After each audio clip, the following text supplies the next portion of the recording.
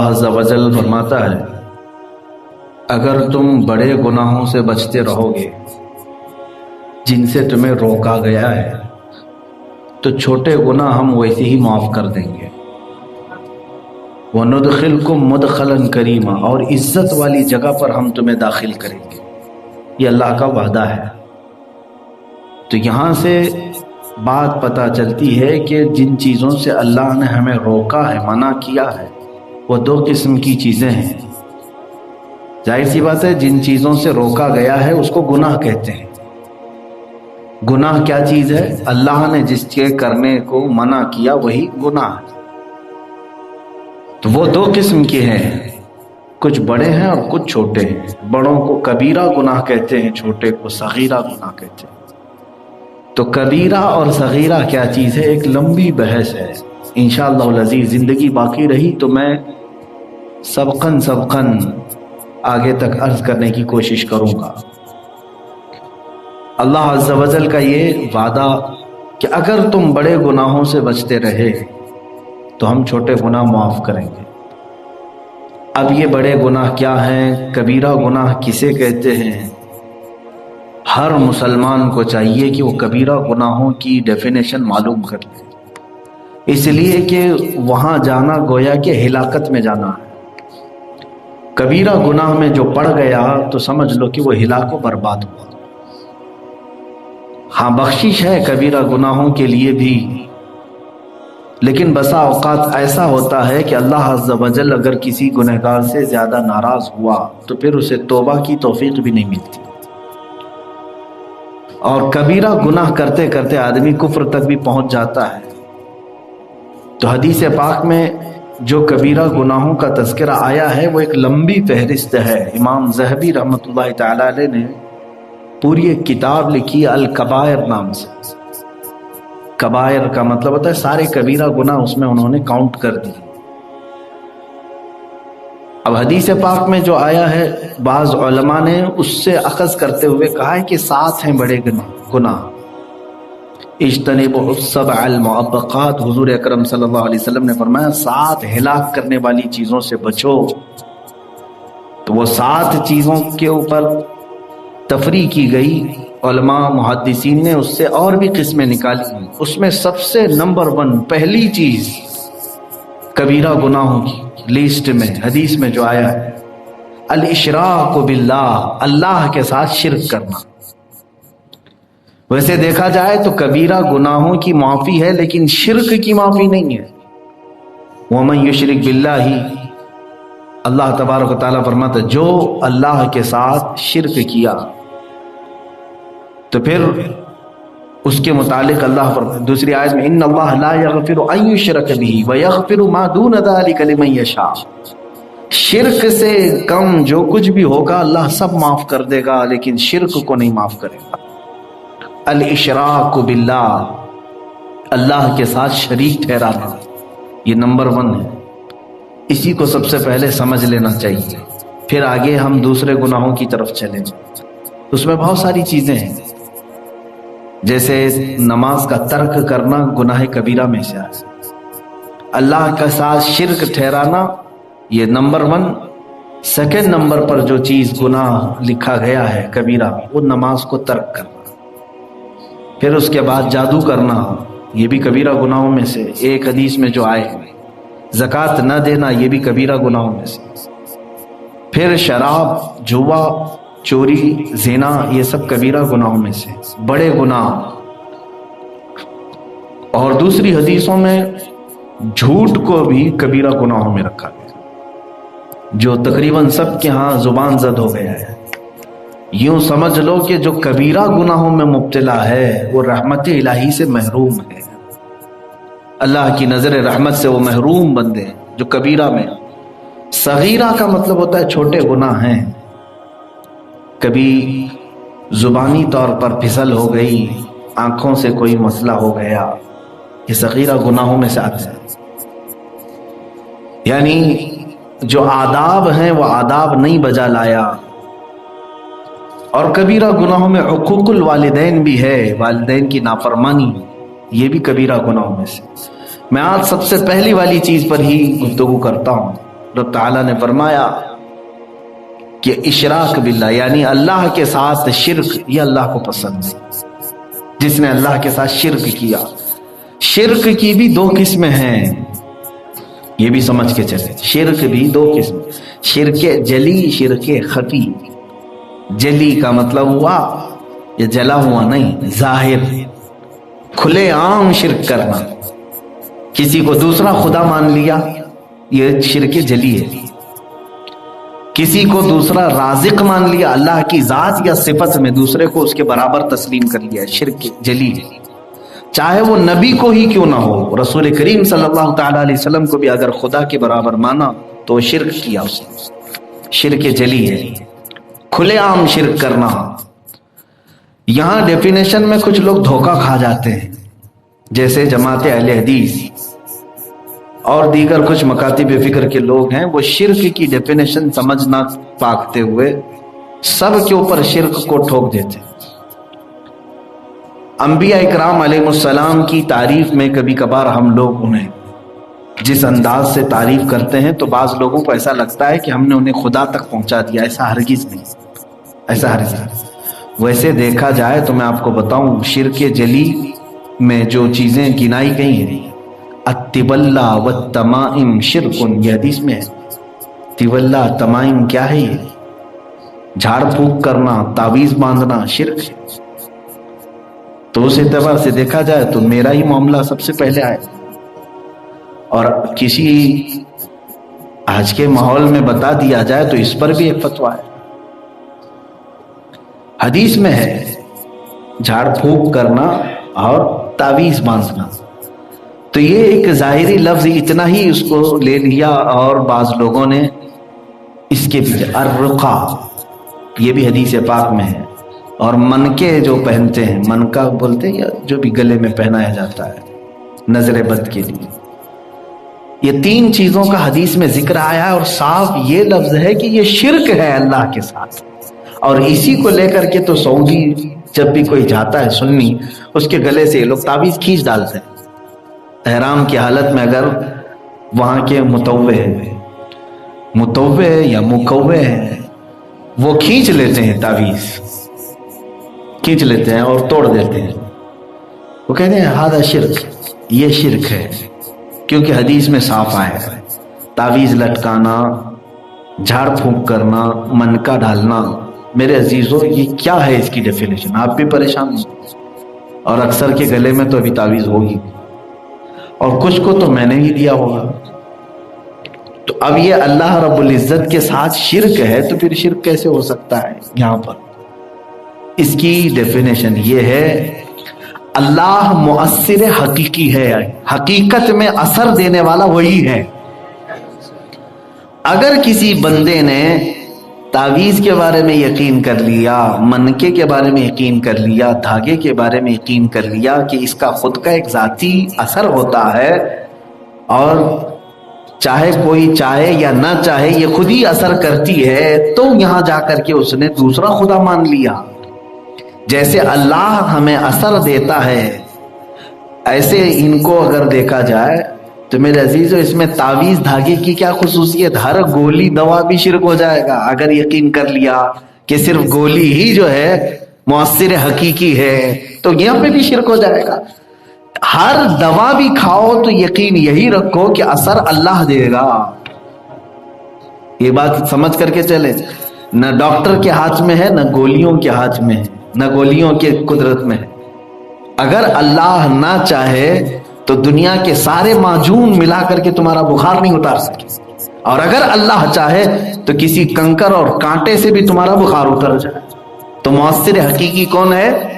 اللہ رب العزت ہے۔ تو تعویذ کا جو ذکر آیا ہے حدیث میں، وہ شرکیہ تعویذ ہوا کرتے تھے عرب میں۔ کفار جو ہے بتوں کی عبارتیں اس میں لکھتے تھے، بتوں سے مدد مانگتے ہوئے کہ لات و عزا، اے منات و حبل، تم اس بندے کو فلاں کر دو، فلاں کر دو، اس میں لکھ کر کے وہ پھر وہ لٹکاتے تھے گلے میں۔ ہم تو ایسے لات و عزا منات کو نہیں پکارتے، ہم جو تعویذ لکھ کر کے دیتے ہیں اس میں تو یہی ہوتا ہے، حسبنا اللہ و نعم الوکیل، نعم المولا و نعم النصیر۔ ہمارے لیے اللہ کافی ہے، بہترین وکیل ہے، بہترین مددگار ہے۔ اللہ رب العزت کے نام سے اور قرآنی آیات، احادیث، بزرگوں سے ثابت یہ چیزیں لکھ کر کے دینا، یہ شرک نہیں ہے۔ بات سمجھ میں آ گئی؟ بعد میں میری پہلی والی چھوٹی سی تقریر کو کٹ کر کے کوئی یہ نہ کہہ دے کہ مفتی صاحب نے تعویذ کو شرک کہہ دیا، پھر اس کو وائرل کر لیں کہ اتنا سا حصہ نہ کٹ کیا جائے، آدھی بات نہ کٹ کریں، پوری بات لے لیں۔ تو شرک جو ہے اس تصور کو کہتے ہیں کہ اللہ کے طرح مؤثر سمجھنا، یہ شرک ہے۔ یہ شرک جلی کی بات میں بتا رہا ہوں، اللہ کی ذات اور اس کی صفت کے ساتھ کسی دوسرے کو شریک ٹھہرانا۔ میرے عزیزوں، بسا اوقات یہ شرک کی وادیوں میں ہمارے بھولے بھالے مسلمان چلے جاتے ہیں، جیسے کیونکہ ہم جس ماحول میں رہ رہے ہیں وہ مشرکین کا ہی تو ماحول ہے۔ یہاں پر کفار مشرکین جو بت پرست لوگ ہیں وہ زیادہ ہیں ہندوستان میں، تو ان کا دیکھا دیکھی کچھ مسلمان بھی اس راستے پر چلے جاتے ہیں۔ بچے کو اگر کچھ ہوا تو کسی جھاڑ کے پاس سنائی دیا، ایسی خبر ملی کہ وہاں جانے سے بچہ صحیح ہوتا ہے، تو لے کر کے گئے جھاڑ میں، اس کو دھاگا باندھ کے آ گئے۔ کیوں؟ جھاڑ کیا کرنے والا ہے؟ تو یہ عقیدہ مشرکین کا عرب میں بھی تھا۔ اسی طرح مزارات پر اولیاء کاملین کے ہاں جا کر کے یہ دھاگے باندھنا، تالے باندھنا، یہ تمام چیزیں صحیح سند سے کہیں پر بھی اسلامی ثبوت میں نہیں ہیں۔ آپ عقیدہ اہل سنت پر ہیں۔ مزارات اولیاء ہمارے لیے اس لیے ہے کہ ان سے سفارش کی جائے کہ وہ اللہ کے مقبول بندے ہیں۔ وہ اپنی قبروں سے اگر اللہ کی بارگاہ میں ہمارے لیے سفارش کر دے تو اللہ ہمیں شفا عطا فرمائے گا، یہ عقیدہ ہونا چاہیے۔ ہاں، وہ مدد بھی کرتے ہیں، جو اللہ نے انہیں طاقت دیا ہے اس تصرف سے وہ مدد بھی کرتے ہیں، لیکن اللہ کے برابر نہیں۔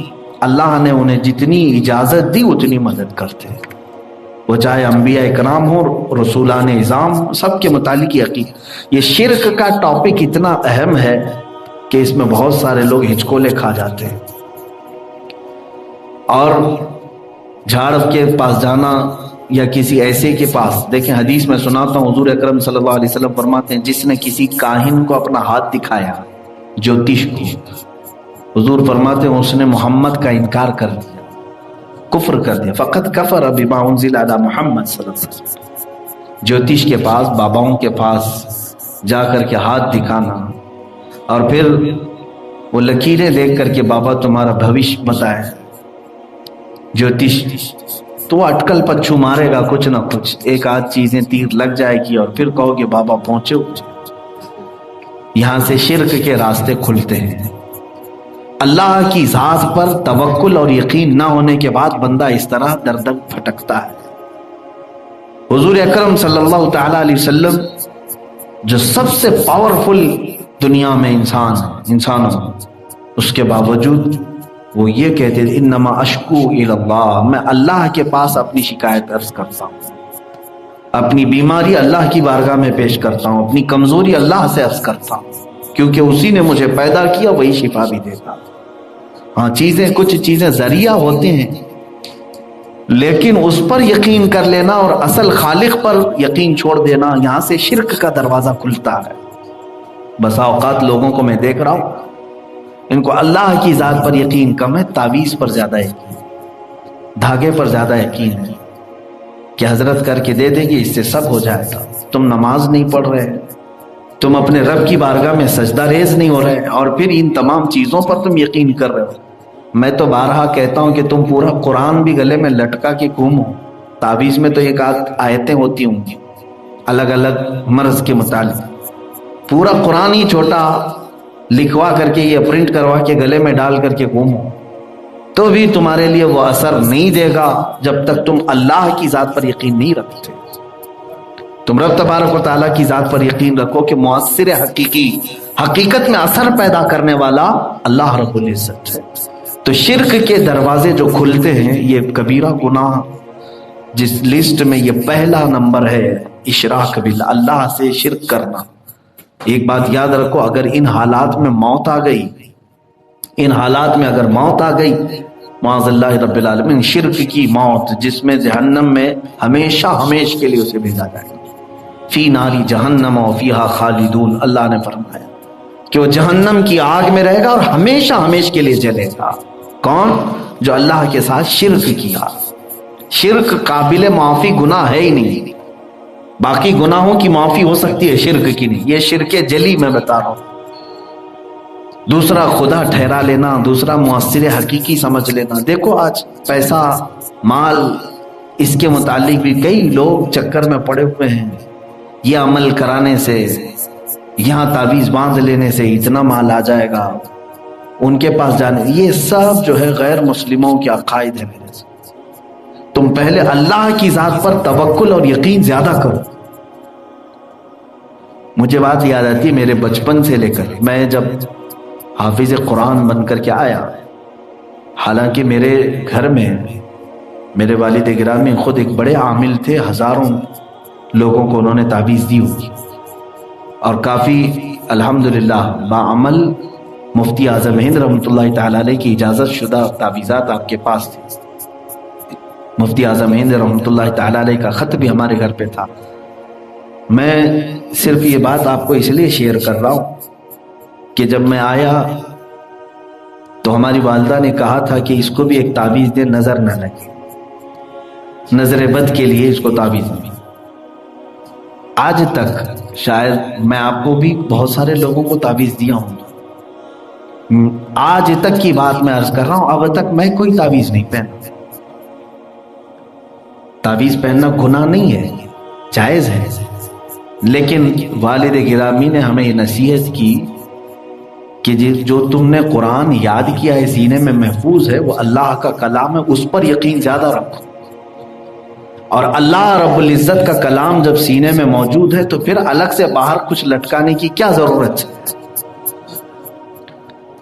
تو یہ ایک چیز، یہ یقین بچوں کے دلوں میں اس طرح سے ڈالا جاتا ہے کہ اللہ ہمارے ساتھ ہے، ہم اللہ کی ذات پر یقین زیادہ رکھیں۔ ٹھیک ہے، تسلی کے لیے جو ہے نا گولی دی جاتی ہے، اسی طرح تعویذ بھی تسلی کے لیے۔ مفتی اعظم ہند رحمۃ اللہ تعالی علیہ ہزاروں تعویذ لکھ چکے، میرے والد خود گواہ ہیں، فرماتے ہیں کوئی آیا بچوں کے لیے اولاد نہیں ہے، مفتی اعظم ہند اس میں لکھ رہے ہیں بسم اللہ الرحمن الرحیم اللہم صلی علی سیدنا محمد وعلی آلہ واصحابہ وبارک وسلم۔ تعویذ یہ تو آپ کو بھی معلوم ہو جائے، بسم اللہ لکھا، درود لکھا۔ کوئی آیا بخار کے لیے، اس کو بھی وہی تعویذ دے دیا۔ جلدی میں ہیں کہیں پر، کئی قسم کے لوگ الگ الگ آ رہے ہیں، بسم اللہ لکھا اور درود لکھا اور دے دیا۔ ہمارے والد فرماتے کہ ہم نے پوچھا کہ حضور نقش ہیں، ہر ایک کے لیے الگ الگ نقش ہیں، ہر بیماری کے لیے تعویذ الگ ہے، اولاد کے لیے، روزی کے لیے، بہت سارے جو عاملین نے کتابیں لکھی ہیں باضابطہ، میں نے خود بھی اس پر بہت دنوں تک عمل کیا ہے۔ تو مفتی اعظم ہند وہ تقوی اور توکل کے اعلیٰ درجے پر تھے، انہوں نے فرمایا، ہمارے والد فرماتے تھے کہ بیٹا یہ چیزیں جو کچھ بھی ہیں ہم لکھ دیتے ہیں، اور سارے نقوش بھی اگر ہم لکھ کر کہتے ہیں اللہ نہ چاہے تو اسے کچھ بھی نہیں ہوگا، ہم تو صرف ذریعہ ہیں، بسم اللہ لکھو کہ تم ابجد لکھو، اللہ چاہے تو اسی کے ذریعے اسے شفا دے دے گا۔ توکل اللہ کی ذات پر، اور اسی کے ساتھ وہ درود ہی جو ہے ان کے لیے اثر بھی پیدا کرتا، جو جس کام کے لیے آتا اس کا کام ہو بھی جاتا، اس لیے کہ دینے والا اللہ کی ذات پر یقین کیا ہوا ہے۔ ہونا یہ چاہیے کہ لینے والا بھی یقین کر لے تو اثر اور جلدی ہوگا۔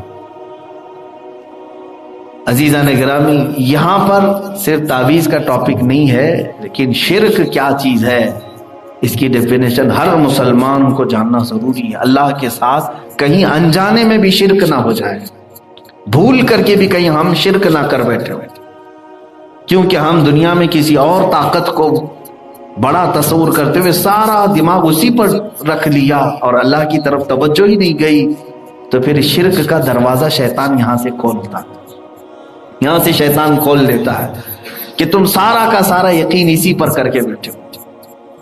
ظاہر سی بات ہے اسباب پر رکھا ہے اللہ نے دنیا کو، لیکن خالق اسباب کون ہے؟ اللہ رب العزت۔ مثال کے طور پر اب میں آپ کو ایک بات یہ بتا دوں، روٹی جو ہے ڈائریکٹ نہیں آتی، روٹی ڈائریکٹ کھیت سے نہیں آتی، کھیت سے بالیاں نکلتی ہیں، آٹا ہوتا ہے، گوندھا جاتا ہے، توے پر جاتی ہے، پھر پک کر کے آتی ہے، اتنے سارے راستوں سے ہو کے آتی ہے۔ یہ اسباب ہیں، لیکن ہمارا یقین یہ بھی ہونا چاہیے کہ اگر اللہ چاہے تو بغیر سبب کے بھی دے دے گا، اور دیا ہے۔ کبھی اس نے کئی مرتبہ خوان نعمت اتارا ہے اپنے نبیوں پر، دسترخوان اتارے، اور تم کو خود بھی پتہ نہیں چلے گا کہ تمہارے گھر میں جو تم روٹیاں بنا کر رکھے ہو کب اس میں روٹی زیادہ ہوئی کم ہوئی، تمہیں خود بھی نہیں پتہ چلے۔ اللہ چاہے تو براہ راست بھی تمہیں دے دے گا، لیکن اس نے اسباب پر دنیا کو رکھا ہے، تو انسان کو یہ نہیں کہا گیا کہ اسباب پہ بھروسہ کر کے بیٹھ۔ یہاں سے شرک کا دروازہ کھلتا ہے، شرک کا دروازہ کھلتا ہے۔ جو میں خالق اسباب پر یقین ہو، اللہ کی ذات پر توکل جاتا ہو، وہی ساری چیزیں کرنے والا ہے۔ اب یہ ایک شرک جلی۔ اب شرک خفی کیا ہے؟ ایک چھپا ہوا شرک ہے، یہ بڑے گناہوں میں سے چھپا ہوا شرک کیا ہے؟ انسان اس میں انجانے میں کر جاتا ہے، لیکن یہ بڑا گناہ ہے۔ حضور اکرم صلی اللہ تعالی علیہ وسلم نے فرمایا، ریاکاری، دکھاوا کرنا، یہ شرک خفی ہے۔ کوئی عمل اگر تم نے دکھاوے کے لیے کیا تو یہ چھپا ہوا شرک ہے۔ کیسے شرک ہو سکتا ہے؟ شرک کا مطلب کیا ہے؟ اللہ کے ساتھ کسی کو شریک ٹھہرا، اللہ کے ساتھ کسی کو شریک۔ مثال میں بتا رہا ہوں، آپ کھڑے ہوئے نماز کے لیے، نماز کس کے لیے پڑھ رہے ہیں آپ؟ اللہ کے لیے، لیکن میرے لیے بھی اگر نیت آ گئی تمہاری کہ یہ بھی دیکھ رہے ہیں مجھ کو، کس کے ساتھ شریک کر دیا؟ یہ ہوتا ہے شرک خفی۔ نماز میں اگر تم نے یہ خیال کیا کہ فلاں بھی مجھے دیکھ رہا ہے تو میں اس کے لیے بھی تھوڑا سا صحیح ہو کر کے نماز پڑھ لوں، تو گویا کہ تم نے ایک عبادت میں دو لوگوں کو شریک کر لیا، ایک اللہ کو اور پھر یہ دوسرے لوگ۔ عزیزان گرامی، یہ ہے شرک خفی۔ اس کے متعلق امام ذہبی رضی اللہ تعالیٰ عنہ نے بڑے عجیب واقعات بھی لکھے کہ جو کچھ بھی عمل تم نے دکھاوے کے لیے کیا تو ایسا ہی ہے۔ حدیث میں ہے، ریاکاری کرنے والا دکھاوے کے لیے بہت سارے اعمال کر لے، وہ قرآن پہ قرآن ختم کر لے، رکعت پہ رکعت پڑھ لے، روزے پہ روزے رکھ لے، حج پہ حج کر لے، چاہے وہ شہسوار ہو اعمال کا، لیکن وہ جس وقت لے کر جائے گا اعمال پورے اس کے منہ پر مار دیے جائیں گے۔ ریاکاری، دکھاوا عمل میں اگر آ گیا، یہ سب کو خود کو پتہ چل جاتا ہے۔ کیسے معلوم ہوگا ریاکاری ہے یا نہیں؟ یہ تمہیں خود ہی معلوم ہو جاتا ہے کہ اگر میری عبادتوں کو دیکھ کر لوگ میری تعریف کر رہے ہیں تو گویا کہ تم نے اب تک کی عبادتیں دکھاوے کے لیے کیا تھی۔ ریاکاری کیسے پتہ چلے کہ تمہارے اندر ہے یا نہیں؟ تو فرمایا گیا کہ تم اپنی نیکیوں کو ایسے ہی چھپاؤ جیسے گناہوں کو چھپاتے ہو۔ بات سمجھ میں آ رہی ہے؟ ہر آدمی اپنے گناہ چھپاتا ہے، تو فرمایا گیا اپنی نیکیوں کو اسی طرح چھپائے جیسے گناہوں کو چھپاتا ہے، کہ اپنے نیکیاں بھی لوگوں کے سامنے ظاہر نہ کرے، ورنہ وہ ریاکاری ہے۔ ریاکاری میں جو بھی عمل آیا وہ ضائع ہو گیا۔ اب اس کی مثال حدیث میں یوں بیان کی گئی ہے، جیسے ایک آدمی بڑی تھیلی لے کر کے چل رہا ہے، بڑی تھیلی، اور راستے میں وہ اس میں بھرتا جا رہا ہے۔ کیا بھر رہا ہے؟ کنکر، پتھر، ٹھیکریاں، ڈھیلے، سب بھرتا جا رہا ہے۔ تھیلی اتنی بڑی ہو گئی، کافی وزندار تھیلی لے کے جا رہا ہے، وزندار تھیلی لے کر کے جا رہا ہے۔ دیکھنے والے لوگ اس کی تھیلی کی تعریف کر رہے ہیں، کیا مال جمع کیا، کیا مال جمع کیا۔ لیکن جب وہ دکاندار کے پاس، یہ حدیث میں بتا رہا ہوں، حدیث میں جب وہ دکاندار کے پاس گیا اور تھیلی کھول کر کے دکان سے خریداری کرنا چاہا، تو دکاندار نے وہ پوری تھیلی الٹ کے کہا، اس میں کوئی چیز ایسی نہیں جس کے بدلے میں تجھے اپنی دکان سے کوئی سامان دوں، سب تو ٹھیکریاں بھر کے لایا ہے، ڈھیلے بھر کے لایا ہے، اس کی تھیلی جھٹک دی جائے گی۔ بلا تشبیہ و بلا تمثیل میرے آقا فرماتے ہیں ریاکاری کرنے والا ایسا ہی ہے، اپنی تھیلی میں نمازیں، روزے، حج، زکوٰۃ سب ڈال رہا ہے، دکھاوا کرتے کرتے، اور لوگ اس کی تعریف کر رہے ہیں، کیا نیکوکار ہے، نیکوکار ہے۔ لیکن جس وقت وہ جنت کے پاس پہنچے گا تو اس کی تھیلی انڈیل دی جائے گی اور کہا جائے گا کہ یہ تو نے لوگوں کے لیے کیا تھا. اور حدیث پاک میں یہ بھی ملتا ہے پہلا جو فیصلہ ہوگا قیامت کے دن 3 لوگوں کا ہوگا. قیامت کے دن محشر کے میدان میں جو سب سے پہلے فیصلوں میں سے ہے، اس میں سے پہلا فیصلہ کن لوگوں کا ہوگا؟ 3 لوگ ہیں. کون سے ہیں وہ 3 لوگ؟ ایک شہید، ایک قاری قرآن، ایک بڑا مالدار آدمی. یہ 3 لوگوں کو لایا جائے گا. اچھا یہ عام آدمی لوگ نہیں ہیں، سب اچھے کام کیے ہوئے. شہید شہادت پایا ہے، جنگ میں لڑتے لڑتے شہید ہو گیا. قاری قرآن زندگی بھر قرآن پڑھتا رہا. اور مالدار خالی پیسوں کا نہیں، بلڈنگ نہیں بنایا تھا، پیسے خیرات بھی کرتا تھا، لوگوں کو خوب دیتا بھی تھا. تو یہ سخی اور فیاض قسم کا آدمی تھا. تینوں کا حشر پہلا ہو رہا ہے، پہلا فیصلہ. رب تبارک و تعالیٰ فرماتا ہے شہید کو کہ میں نے تجھے جوانی دی، تو نے کیا کیا؟ یہ سب سے پہلا سوال ہے قیامت کے دن کا. وہ کہے گا اے رب تبارک و تعالیٰ میں نے اپنی جوانی تیری رضا کے لیے استعمال کیا اور میں لڑتے لڑتے اپنی جان تیرے لیے نچھاور کر دی، کفار و مشرکین سے بھیڑ گیا تھا. رب تعالیٰ فرماتا ہے مجھے معلوم ہے کہ تو کیا سوچتا تھا، یہ کہ لوگ تیری بہادری کی تعریف کریں، لوگ یہ کہیں کہ کیا طاقتور آدمی ہے، کیا لیڈر آدمی ہے، تجھے بہادر کہیں، تجھے بڑا لیڈر کہیں، اس لیے تو لڑتا تھا اور اس لیے تو شہادت بھی پا لیا.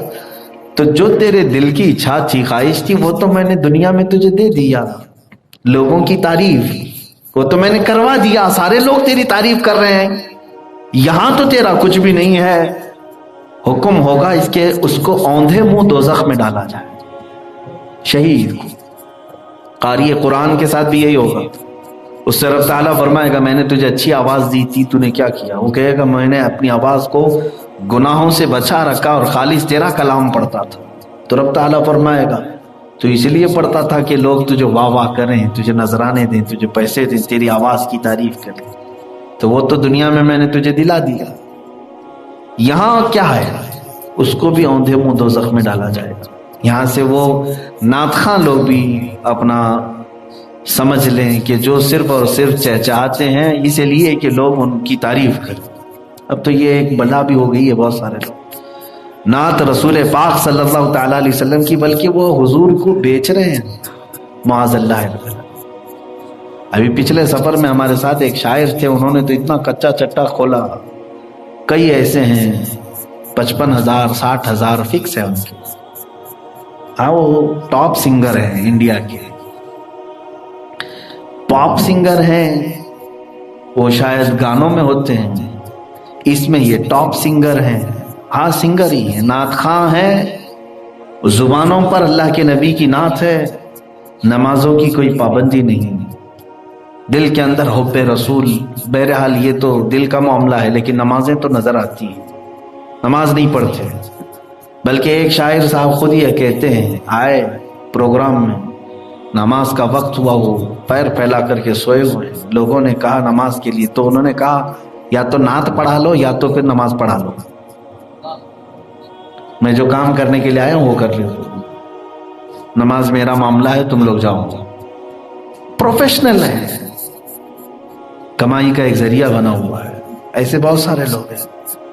نعت رسول جو ہے حضور اکرم صلی اللہ تعالیٰ علیہ وسلم کی رضا کے لیے، اللہ کی رضا کے لیے پڑھنا، یہ حسان بن ثابت کی سنت ہے، اور اس کو لوگوں نے بیچنے کا آلہ بنا دیا، ذریعہ بنا دیا. تو یہاں پر یہ جو فکس کرنے والے ہیں اور اس طرح سے اپنی نعتوں کو بیچتے ہیں، گھنٹے کی قیمت الگ ہے، 2 گھنٹے کی قیمت الگ ہے. قوال بھی تو وہی کرتے ہیں، ان کا ایک ایک رات کی بکنگ ہوتی ہے. ایسی ہی طوائف کی بھی ہوتی ہے. معاذ اللہ رب العالمین کے جو اپنے آپ کو اس طرح سے بیچتے ہیں دین کے نام پر، وہ امام غزالی رحمۃ اللہ علیہ فرماتے ہیں طوائف سے بھی زیادہ غلیظ ہیں، اس لیے کہ وہ اپنا جسم بیچتی ہے اور تم دین کو ذریعہ بنا چکے ہو، دین کو بیچ رہے ہو.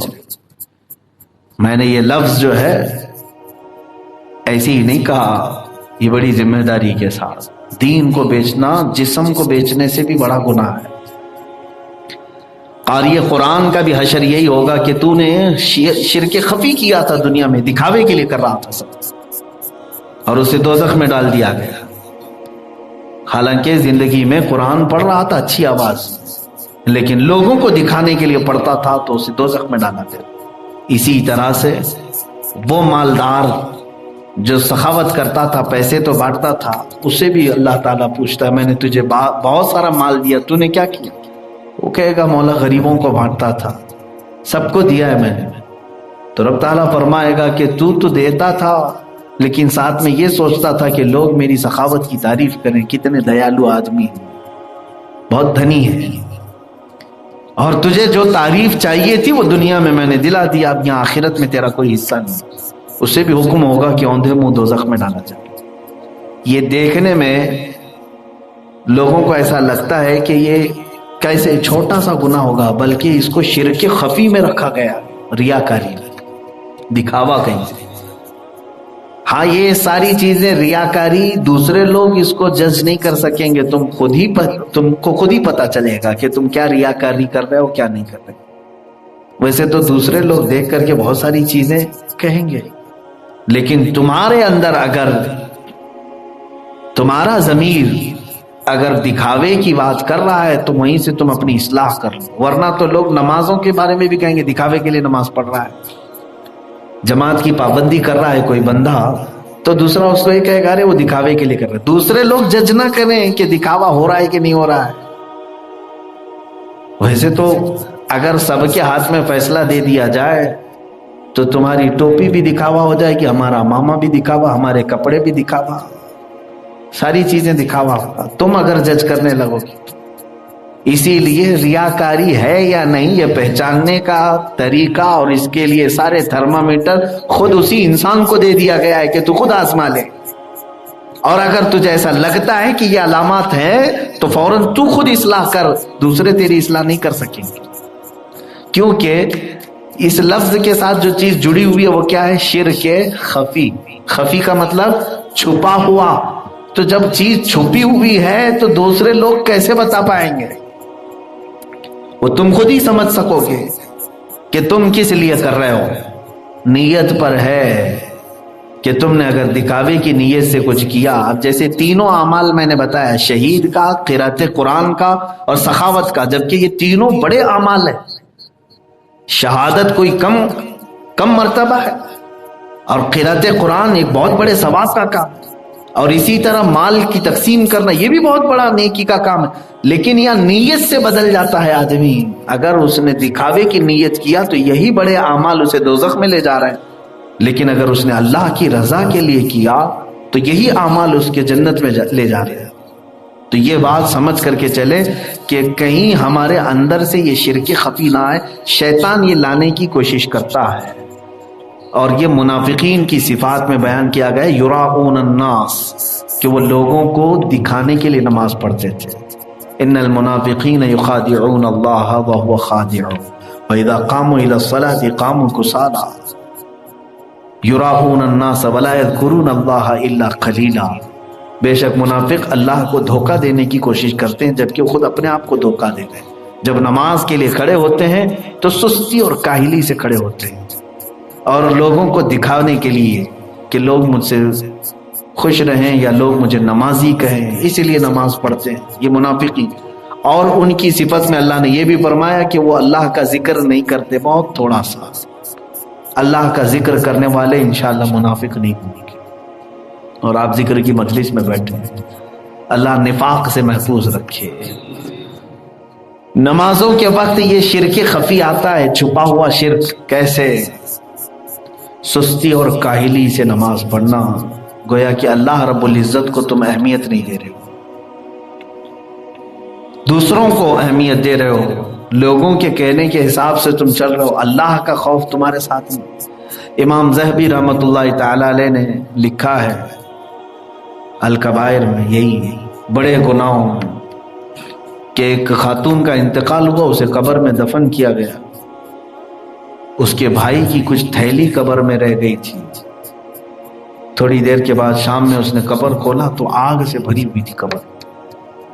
وہ ڈر کے بھاگ آیا اور اپنی ماں سے پوچھا کہ میری بہن کا ایسا ایسا حال میں نے دیکھا، کیا وہ کون سا اتنا خطرناک گناہ کرتی تھی؟ ماں نے کہا آج ہی میں اس چیز کو پڑھ رہا تھا. ماں نے کہا کہ بیٹا وہ نماز پڑھتی تھی نمازوں کو لیٹ کر کے، یعنی عصر کا وقت ختم ہونے کو آتا تو نماز کے لیے کھڑی ہوتی تھی، نمازوں کے وقت ختم ہونے کے قریب آتے تھے تب وہ کھڑی ہو کر کے نماز پڑھتی تھی. بس اس کا یہی ہے کمال، نماز پڑھتی تھی لیکن سستی.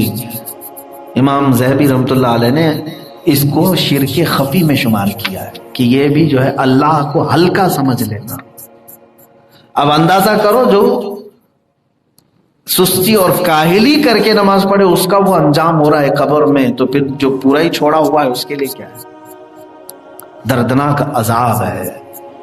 تو بہرحال یہ 7 جو گناہ ہیں میں انشاءاللہ پھر اگلی مرتبہ آپ کو اس کو ترتیب وار سناؤں گا. اللہ کا وعدہ ہے کہ اگر تم کبیرہ گناہ سے بچ گئے تو صغیرہ گناہ ہم یوں ہی معاف کر دیں گے. نکفر عنکم سیئاتکم، ہم تمہارے دوسرے چھوٹے گناہوں کو کفارے میں معاف کر دیں، ختم کیے جائیں گے. ہاں ترک نماز یہ دوسرے نمبر پر آیا ہے، نماز کو چھوڑنا یہ دوسرا کبیرہ گناہ ہے. نماز چھوڑنا میرے عزیزو اس کو ہلکا مت سمجھ لینا، ہلکا مت سمجھ لینا، بلکہ بعض احادیث میں یہ ملتا ہے کہ کوئی عورت زنا کرتی ہو اور اس کے بعد اس سے پیدا ہوئے بچے کو کاٹ کے پھینکتی ہو، اس سے بڑا گناہ نماز چھوڑنے والے کا ہے، جان بوجھ کر کے جو نماز ترک کرتا ہے. تو یہ کبیرہ گناہوں میں سے، کبیرہ گناہوں میں سے. اب جو قضا کر لیتے ہیں، جانتے ہیں آپ نمازوں کی قضا کرنے کے بعد لوگ سمجھ برابر کر دیا میں نے. کیا برابر کر لیے تم؟ وہ وقت لا سکتے ہو دوبارہ؟ قضا کرنے والے کے لیے حکم کیا ہے جانتے ہیں آپ؟ فجر آپ کی چھوٹی اور اس کے بعد پھر آپ نے اب عشاء کے وقت اس کو پڑھ لیا، قضا پوری کر لی، ادا کر لیا، تو فرمایا گیا کہ وہ 2 رکعت کی قضا کرنے کے بعد توبہ الگ سے کرو اللہ کی بارگاہ، توبہ کرو کہ وہ وقت کو تم نے جو ضائع کیا، یہ تو خالی تم نے 2 رکعت برابر کیا، اب اللہ جو ناراض تھا اس کو کون منا رہا ہے؟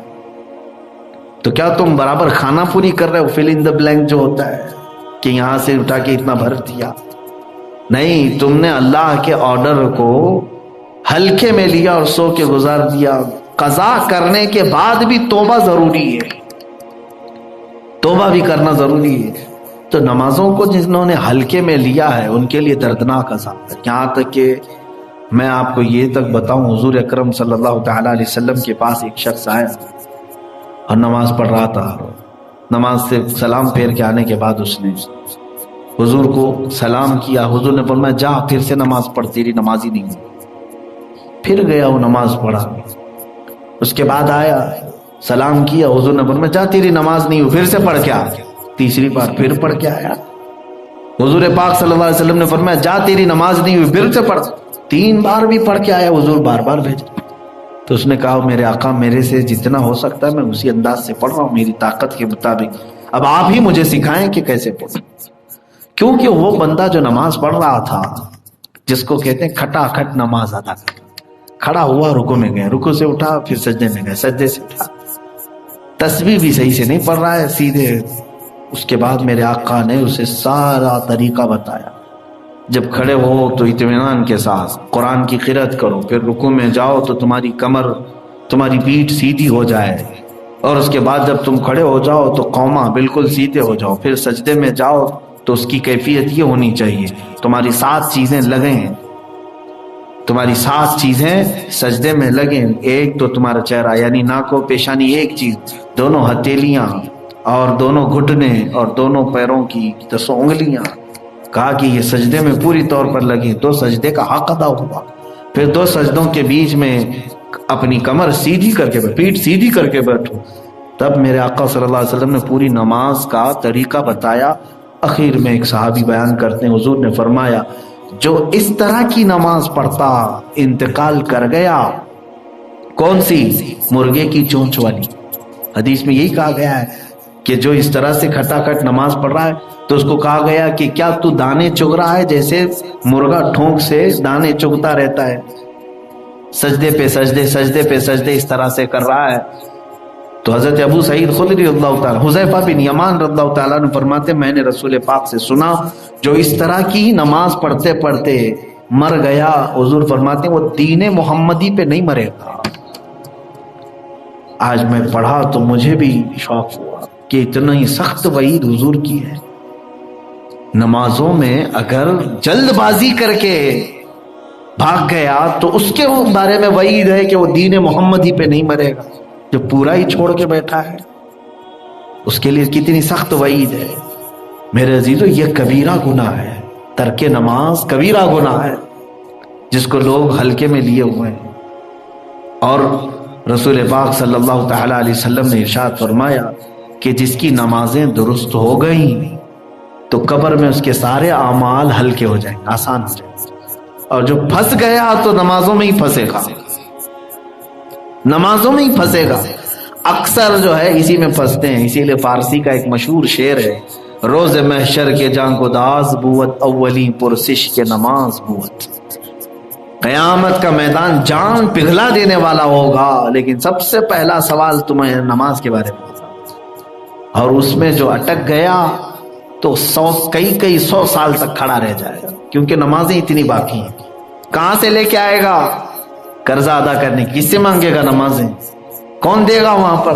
سب کے پاس تو یہی حالت ہوگی۔ ماں انکار کرے گی، باپ انکار کرے گی۔ یہاں اگر کہیں دکان پہ چلے گئے پیسے کم پڑے تو مانگ لو گے نا۔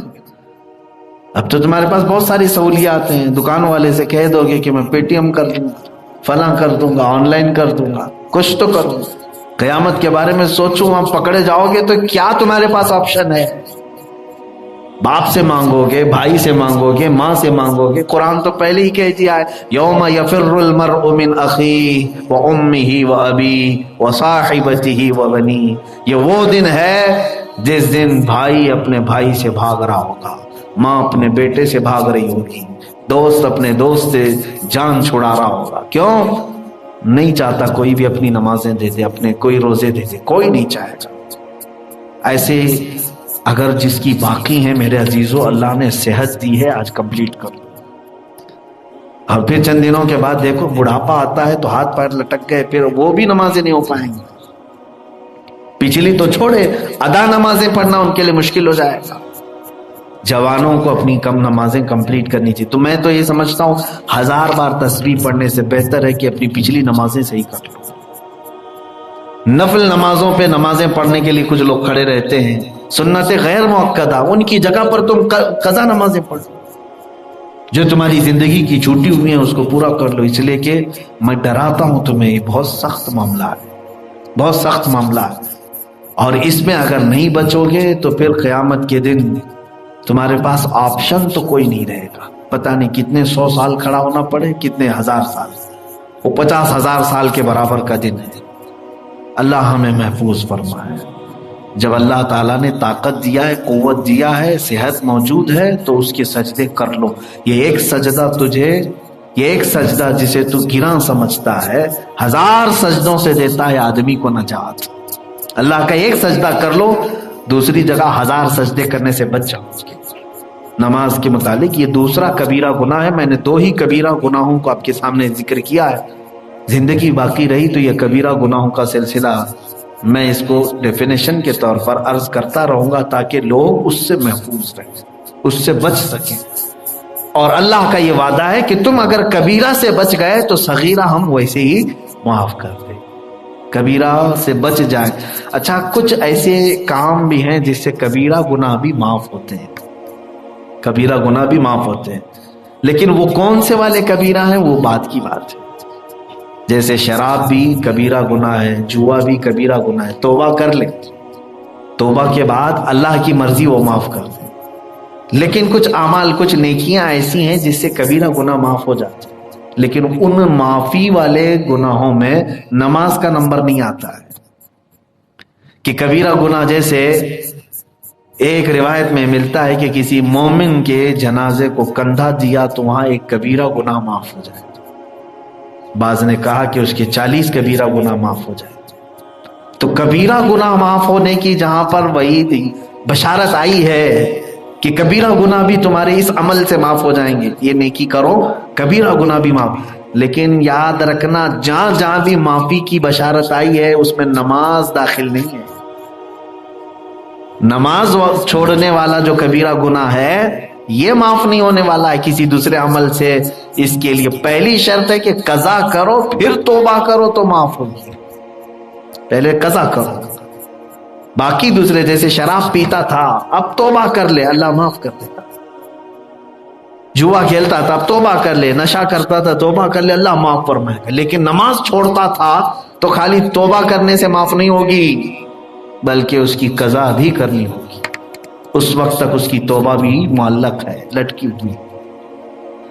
یہ بات سب لوگ اپنے ساتھ باندھ کر کے رکھو، میں نے اپنا فریضہ ادا کر دیا کہ میں نے تمہیں کبیرہ گناہوں سے ڈرا دیا، اور اس لیے کہ سوال ہم سے بھی ہوگا بعد میں۔ کیا اللہ رب العزت نے جو مجھے علم دیا، یہ سوال ہم سے ہوگا کیا تم نے میرے بندوں کو کبیرہ گناہوں سے ڈرایا تھا؟ ہم عرض کریں گے کہ ہاں مولا ہم نے انہیں بتایا تھا۔ پھر تمہارے پاس اب کوئی عذر نہیں رہ جائے گا، تم یہ نہیں کہہ سکو گے کہ اے اللہ مجھے معلوم نہیں تھا کہ کبیرہ تھا کہ صغیرہ تھا، آج میں نے اتمام حجت کے طور پر بیان کر دیا، کہ اب تمہارے پاس عذر بھی نہیں رہے گا۔ اللہ رب العزت کبیرہ گناہوں سے آپ سب کو محفوظ رکھے، اللہ کے ساتھ شرک کرنے اور ترک نماز کرنے سے مولا ہمیں محفوظ رکھے، دکھاوے کے لیے ریاکاری کے لیے کرنے والے اعمال سے مولا ہمیں حفاظت فرمائے۔ وآخر دعوانا الحمدللہ رب العالمین۔